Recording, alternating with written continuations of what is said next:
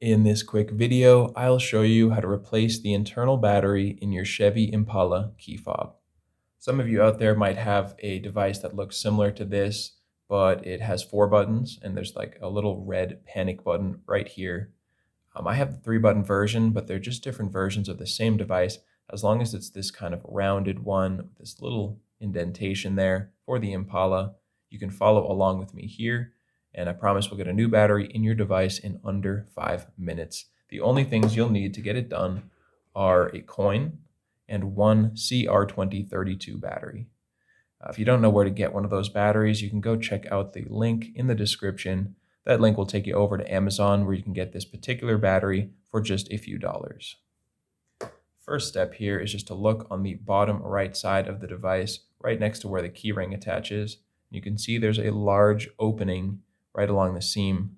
All we want to do is take our coin, insert it into that area, and then hold the device gently and just twist the coin, and this thing will snap right open.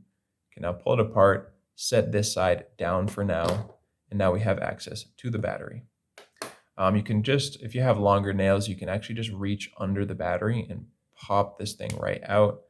I can't do that at the moment, so I'm going to go ahead and grab a flathead screwdriver. You could also use a key or a pen or pencil, anything you have lying around. What we want to do is just come in this little indentation. You can see there's a little dark area right here. That's just a little divot that's going to help us get under the battery. So go ahead and take your tool or your fingernail and just push under there. Show you that once more, how easy it is. You're just finding that area and getting under the battery, kind of prying it up. Once you have your battery freed, you can dispose of the old battery, take your new CR2032 battery, and when you're putting it in there, make sure the positive side that has the plus sign and that information on there, make sure that is going face down.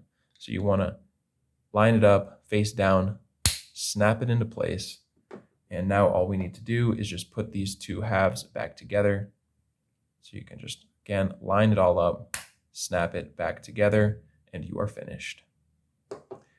I hope that was helpful for you, and if it was, feel free to let me know down in the comments or just by giving this video a like. And if you ever need help with another one of your key fobs, you can come check us out here on this channel. We've got you covered with videos for the devices from pretty much every maker model out there.